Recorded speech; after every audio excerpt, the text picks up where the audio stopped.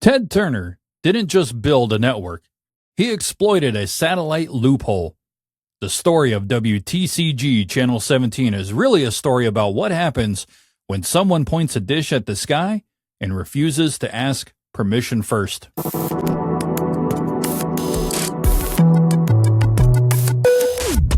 My name's Tyler. This is the Tyler Woodward Project, found at tylerwoodward.me.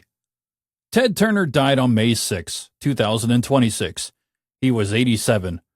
Most of the tributes are going to focus on CNN, on the Gulf War coverage, and the billion he gave to the United Nations.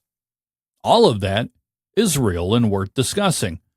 But from a broadcast technology perspective, the most interesting thing Ted Turner ever did happened on December 17, 1976, at a satellite uplink in Atlanta. That's the day he beamed a struggling UHF station up to RCA's SATCOM 1 and turned local television into something the industry hadn't named yet. WTCG was Channel 17 in Atlanta, a money-losing UHF station Turner had acquired 6 years earlier in exchange for a couple of radio properties. UHF was a graveyard in 1970.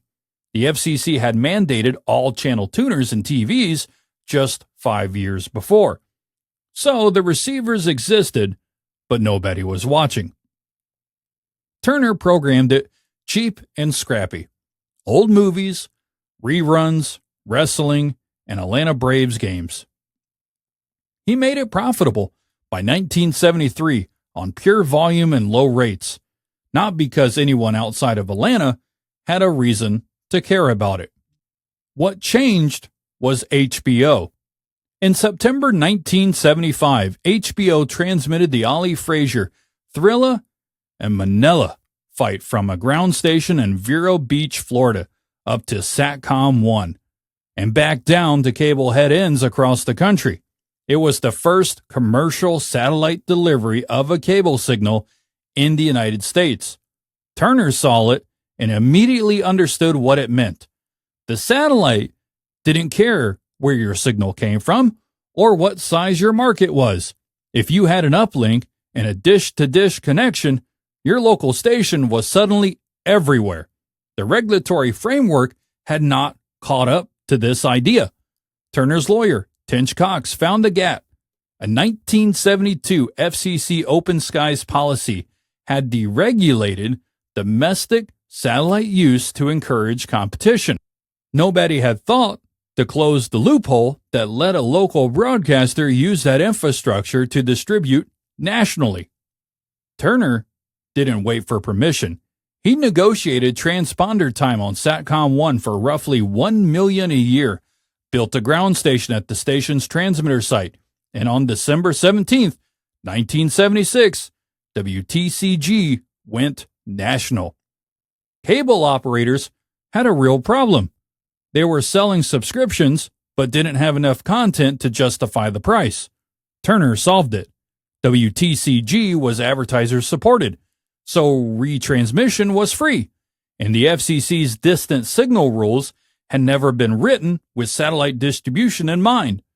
Within 2 years, more than 2 million cable subscribers were watching Channel 17 Atlanta from places that had never heard of the Atlanta Braves. The word Superstation came from that gap. It wasn't a regulatory category, it was a description of what accidentally happened.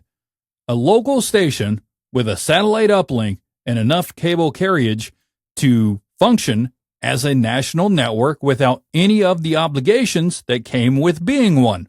No owned and operated stations, no affiliations, no primetime clearance requirements, no FCC scrutiny beyond the home market.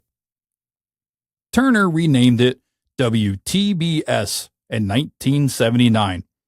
Within a decade, the model had seeded ESPN, MTV, and the Weather Channel. All of them owed their distribution economics to the same principle. Satellite is distance-agnostic, and if the rules don't say you can't, maybe you can. He bought the Atlanta Braves the same year he went national. That wasn't a vanity move. That was vertical integration. The team was programming the Superstation needed that nobody else could simulcast, and Turner owned it outright. None of this required genius.